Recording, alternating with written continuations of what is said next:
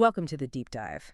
Today, we're really digging into a team that, well, everyone seems to be talking about, the 2025 New York Giants. We've got a whole stack of reports, analyses, you name it, to try and make sense of all the changes, the drama, and just the big questions hanging over them. Yeah, and we've looked at everything, really. Detailed roster stuff, draft analysis, those crucial preseason reports, the official schedule info. Our goal for you today is to cut through some of the noise and find those moments, those insights that, really tell the story of where this team might be headed. Exactly. And just a quick note, for all the schedule details, preseason, regular season, all the way to Super Bowl, LXSportsBrackets.net has you covered. Okay, so let's unpack this. The Giants coming off a rough 3-14 season. I mean, really rough. And there's been a lot of movement. The big story, like always, it starts under center. Oh, absolutely. The Daniel Jones era. Officially over. And what's really fascinating, I think, is the strategy here. First, they bring in two veterans, Jameis Winston and Russell Wilson, and then they trade up for the rookie, Jackson Dart at number 25. It creates this really complex, almost kind of theatrical dynamic in the QB room. Theatrical is one word for it. Right. Reports suggest Wilson, he's 36, maybe 37 this season. He's seen as the placeholder. His job security is, well, shaky. Some analysts are even calling this his last shot as a starter. His last shot. Wow. Okay. Yeah. And Winston, he's viewed as direct competition for the starting gig. So you've got that tension right there. So no clear number one from day one. That always feels like a bit of a red flag, doesn't it? Yeah. What about the rookie, Dart? Where does he fit in this crowded room? Well, Dart comes in with, impressive tools. Everyone agrees on that. But he's also described widely as an unfinished product. Apparently struggles with pocket presence. So the initial thought was, okay, redshirt year.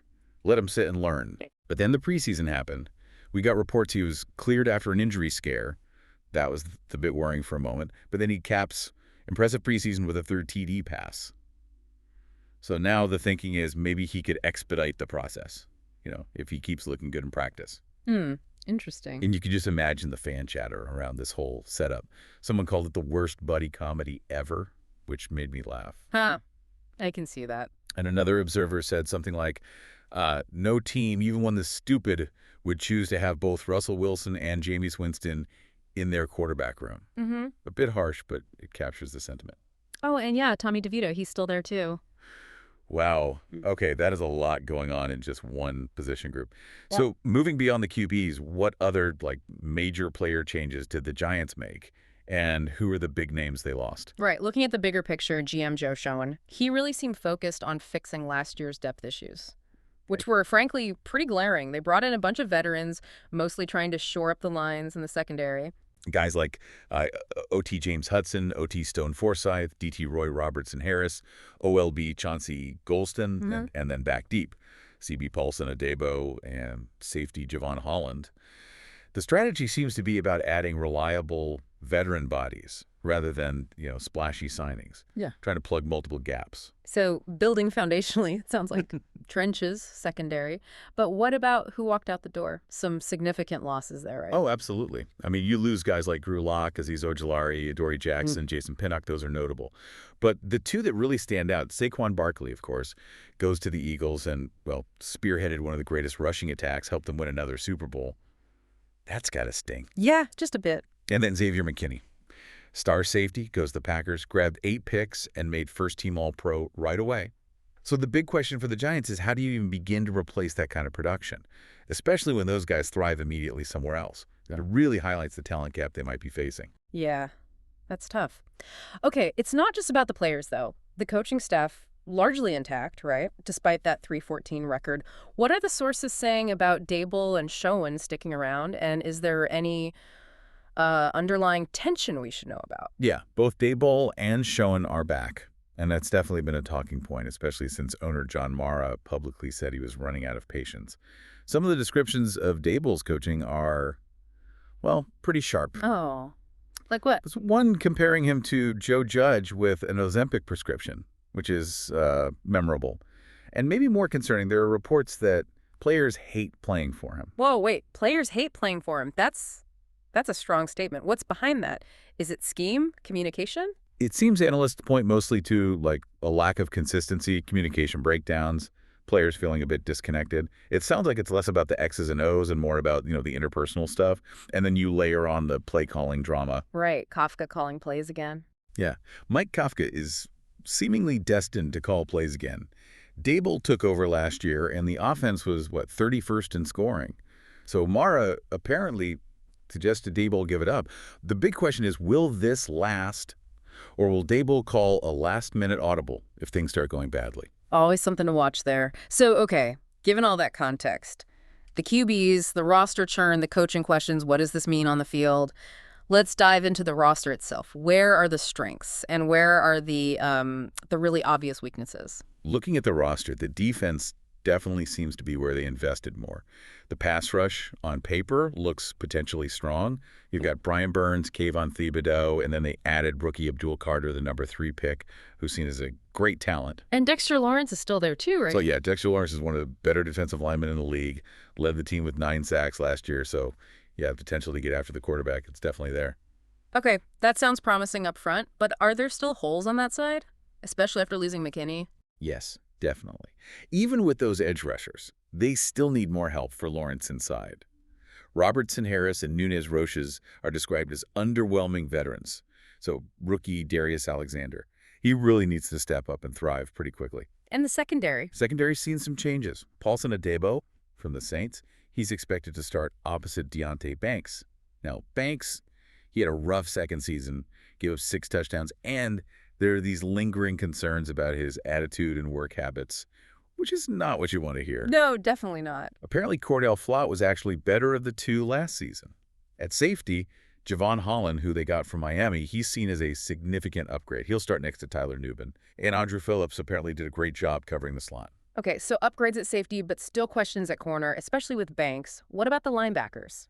Linebackers, you've got Bobby Okereke providing some stability. He's a good 3-down solution. Micah McFadden was apparently solid in run support, but struggled in coverage.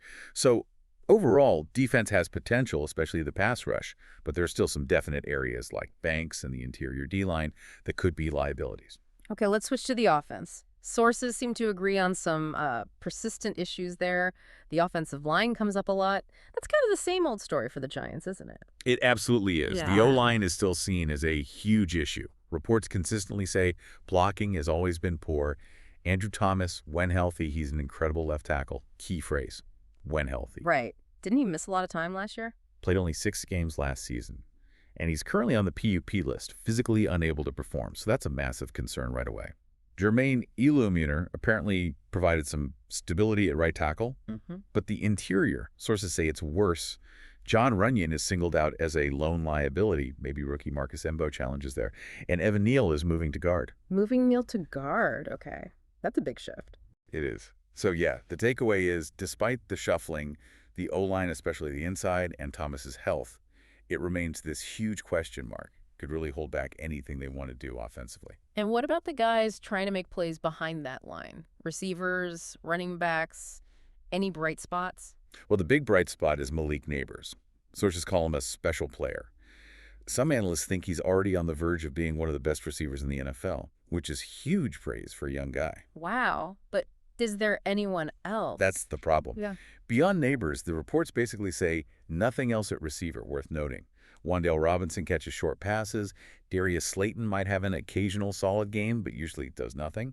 So defenses can probably just key on Neighbors. Tight end Theo Johnson is described as athletic with plus upside, so maybe he develops. Okay. And the running backs, post Saquon. Tyrone Tracy apparently took over for Devin Singletary last year and provided some explosive plays. And they drafted Cam Scatamus in the 4th round. He's called a terrific value, someone who made a name for himself in the college football playoffs. But the thinking is, he may not even pass Devin Singletary on the depth chart this year. Maybe he's the goal line back. So you've got potential there, but replacing Barkley's impact, that's a tall order. Yeah, for sure. Any quick thoughts on special teams before we look at the schedule? Pretty straightforward. Graham Gato, the kicker, missed some time, injured last year, but was solid when he played 9 for 11, hit both his kicks from 50+. Jamie Gillen, the punter, had a poor net average, but he was good at pinning teams inside the 20. So, it's a stable unit, probably not going to win or lose them games on its own. All right, now for the calendar, the road ahead. What does the 2025 season actually look like for these Giants? Key dates, preseason, the whole regular season grind. Okay, yeah, this is where it gets really, really interesting for them. So the preseason kicked off with the Hall of Fame game way back on July 31st. Giants played their 3 games. Training camp opened mid to late July. And we already mentioned that positive preseason news about Jackson Dart, right? Looking good, maybe pushing things. Right. The regular season itself starts Thursday, September 4th. For the Giants, their opener is Sunday, September 7th, and it's at the Washington Commanders. Divisional game right off the bat. Their first home game isn't until September 21st, Week 3, against the Kansas City Chiefs. Oof. Week 3 against the Chiefs for your home opener. That sounds daunting. Right. What's the rest of the schedule look like? Is it as tough as that opener suggests? It is an absolutely brutal gauntlet. I mean, look at it. At Commanders, then at Cowboys, then the Chiefs, then the Chargers, at Saints, Eagles, at Broncos, at Eagles again, 49ers, at Bears, Packers, at Lions, at Patriots, then the bye in Week 14, then Commanders, Vikings, at Raiders, Cowboys. Yeah. They play the Chiefs, Chargers, Broncos, Niners, Packers, Lions, Vikings, all tough games, plus the Eagles and Cowboys twice each and Washington twice. It is, by the metrics, the single most difficult schedule of the 32 teams. The most difficult. The most difficult. And remember, you can find that full schedule, all the dates, times, opponents, plus playoff info later on over at sportsbrackets.net. They've got everything laid out. Okay, the most difficult schedule in the league. Given everything else we've talked about, the QB uncertainty, the O-line, losing key players, how are the experts projecting them to actually do? Does that tough schedule just doom them? Well, that's the interesting debate, right? How much does strength of schedule really matter? Obviously, having the toughest schedule isn't ideal, but there's some surprising data out there suggesting a tough schedule doesn't automatically spell doom. Oh, yeah. Yeah, apparently 4 of the last 5 teams that had the quote-unquote easy schedules actually missed the playoffs. Meanwhile, you look at the 2023 Eagles or the 2021 Steelers, they had the most challenging schedules those years, and they both made the postseason. Huh. That's fascinating. So there's maybe a sliver of hope based on history. But, I mean, are the Giants really in the same boat as those Eagles or Steelers teams were? Don't those historical examples maybe apply more to teams with, a stronger foundation already in place? That is exactly the million-dollar question. Yes, history shows turnarounds happen. There's this 25-season streak where at least 4 teams make the playoffs after missing out the year before.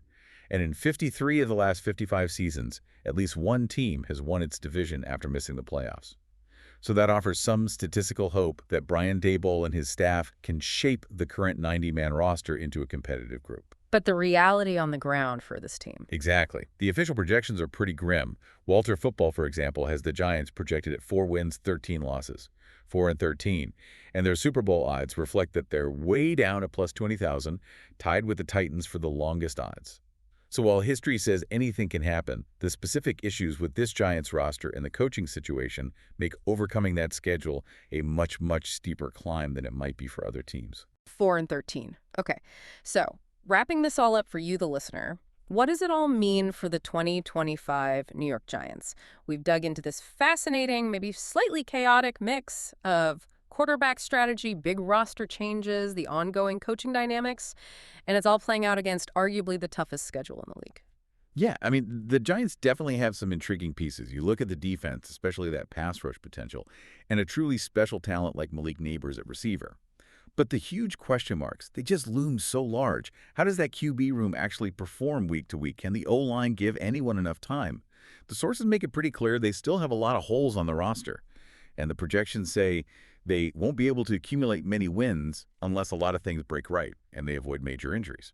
So whether they somehow manage to defy those really low win projections and those long Super Bowl odds, or if that strength of schedule just proves overwhelming for a team in this state, one thing seems certain. It's going to be a season packed with storylines. Lots to watch. Absolutely. Keep a close eye on that Week 1 game against Washington. How does Wilson look? Or does Dart force his way in early? Does that revamped defense actually click and generate pressure consistently? Or does the offensive line just continue to be the Achilles heel? The pressure on Daboll and Schoen, it's got to be immense this year. And remember, for all the updated schedules, not just the Giants, but every team, plus all the details on the 2026 NFL playoffs and the Super Bowl, make sure you check out sportsbrackets.net. It's really your go-to guide for planning out your football viewing for the whole season. So as you think about the Giants and their path forward this season, here's maybe a final thought to chew on. With all the coaching drama, this kind of high wire act at quarterback, is this season a calculated risk? Maybe laying groundwork for the future? Or is it just shaping up to be another chapter in what some fans call the Giants' great blue void of recent years? Something to ponder until kickoff.